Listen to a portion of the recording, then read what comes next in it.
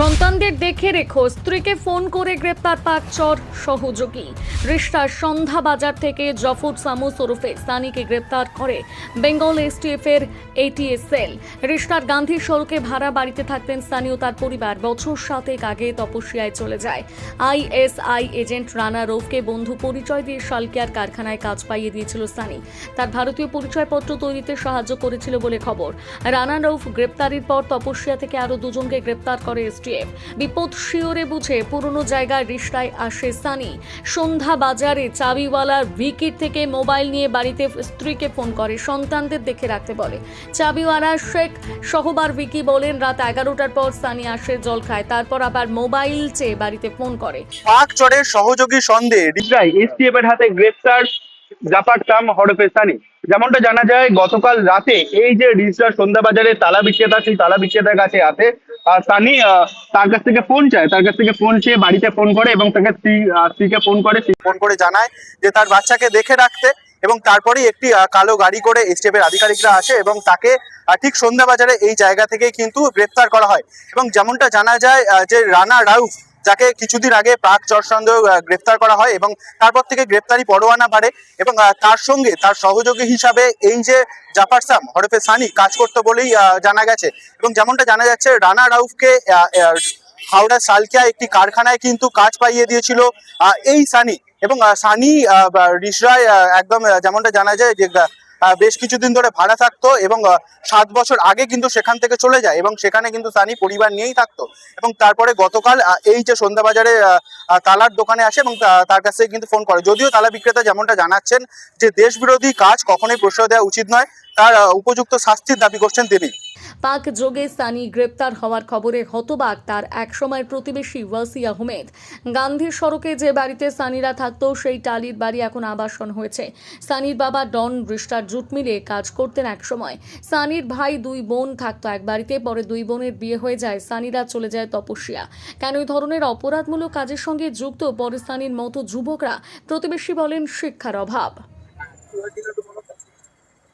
আমি এইখানে থাকি, ঠিক আছে, তো ওই দোকান ওর ওইখানে ছিল আগে 7 সাল আগে, 8 সাল আগে এইখানে থাকতো।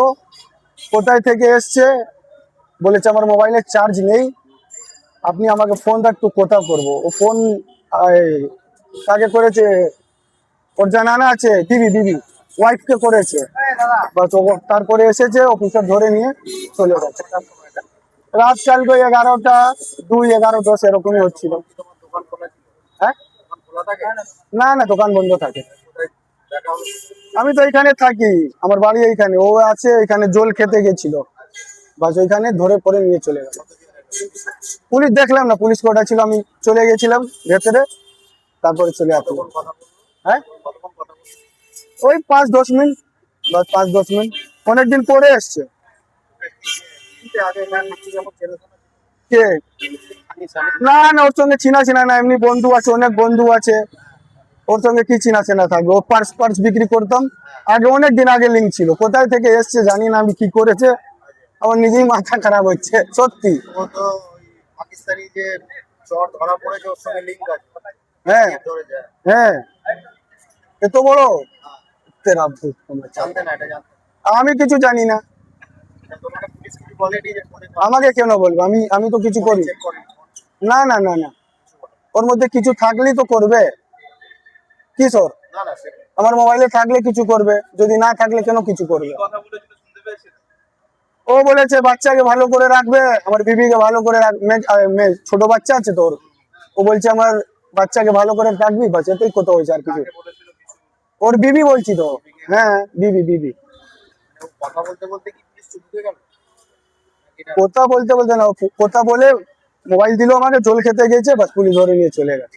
কি পাকিস্তানি হ্যাঁ, এটা আইএসআই এজেন্টের সঙ্গে লিংক আছে। ওর তাহলে ওকে ধরে শেষ করে ফেলো।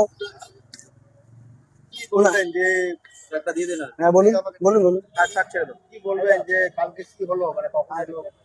কালকে রাত্রিবেলা কোথায় থেকে এসছে, আমি ওকে অনেক দিন পরে দেখেছি, আমি ওকে জানি না। তো বন্ধু ছিল অনেক দিন আগে, কলকাতার মধ্যে কোথায় শাদি বিয়া করেছে, ওর ছেলে আছে, মেয়ে আছে ওইখানে। ঠিক আছে, ওইখানে থাকতো, কি করেছেন আমি জানি না। এখানে এসে আমাকে বলে যে ফোন আমার চার্জ শেষ হয়ে গেছে, বাড়ি ফোন করব। বাড়িতে বিবি থেকে কি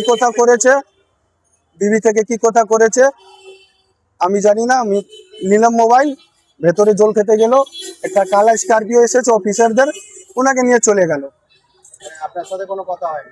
না আমি ওর সঙ্গে কি কথা করবো। ওই যে মোবাইলটা নিল কি আপনাকে বাড়ি থেকে ডেকে নিল নাকি? না আমি তো এইখানে থাকি, আমার দোকান আছে, আমি এইখানে থাকি, ঘুরতে থাকি, আমার পাড়া আছে এইখানে।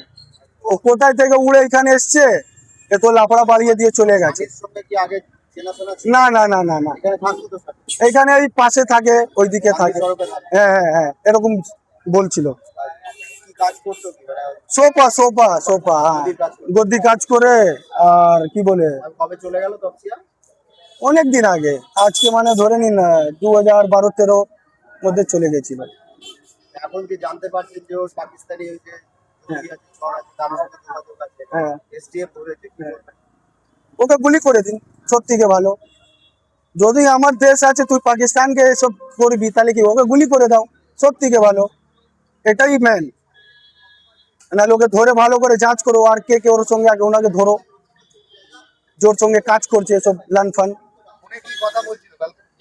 আরে বাবা, আমি ফোন দিয়ে না, এমনি কি বলছে? বিবিকে বলছিল কি বাচ্চাকে মেয়েকে ভালো করে রাখবি, আমার তুই ভালো করে থাকবি, বাস এতই শুনো। না দাদা, ওই গলি না এইটা।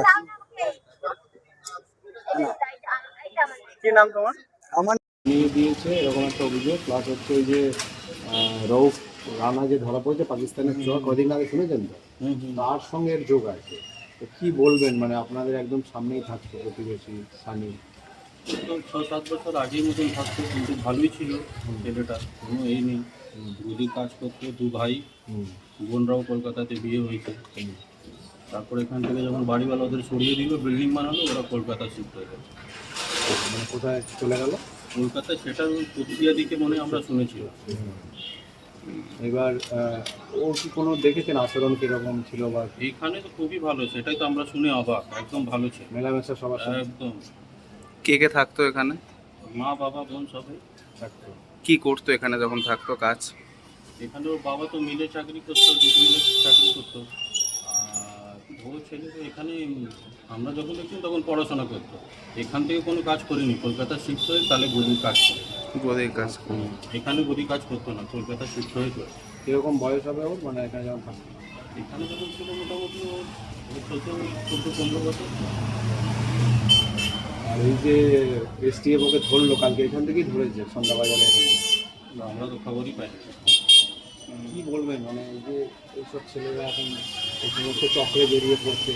সব এডুকেশনের কমই, আর কি বলবো, শিক্ষা না দিলে এটাই হয়, আর কিছু না। নাকি কোনো লোভে পড়ে এসব করছে, টাকার লোভ বা? কিন্তু তো ভালোই কামাচ্ছে, শুনছিলাম গদি কাজ করছে, খুব তো ভালোই কাজ করছিল। তপসিয়া থেকে তো আরও কয়েকজন ধরা পড়েছে এই ঘটনা। সেটা তো আমরা জানি না। আপনাদের এই এলাকা কতটা সুরক্ষিত, মানে এখানে বাইরের লোকজন আসে? না, এই এলাকাটা আমাদের তো খুবই ভালো, শান্তিপূর্ণ, এখানে কিছু কখনো আজ পর্যন্ত হয় না। বাইরের লোক কেউ ভাড়া থাকতে আসে এখানে না, বাস এখানে মোটামুটি সব আমাদের সব নিজের, আর সবার মোটামুটি সব নিজেদেরই বাড়ি, এখানে ভাড়া বেশি নেই। পুলিশ টুলিশ আসে মানে খোঁজ খবর নিতে? হ্যাঁ, এমনি তো পুলিশরা রাউন্ডিং করে। আর সব সিসি ক্যামেরা রয়েছে দেখছি সব বাড়িতে? হ্যাঁ, সবাই ঠিক। বিশ্ব থেকে প্রীতম আরো সরকার, ভালো বাংলা ভালো হাট। খবর দেখতে সাবস্ক্রাইব করুন বাংলা হান্টের ইউটিউব চ্যানেল। বাংলা হান্টের আরো খবর দেখতে নজর রাখুন। বাংলা খবর মানেই বাংলা হান্ট।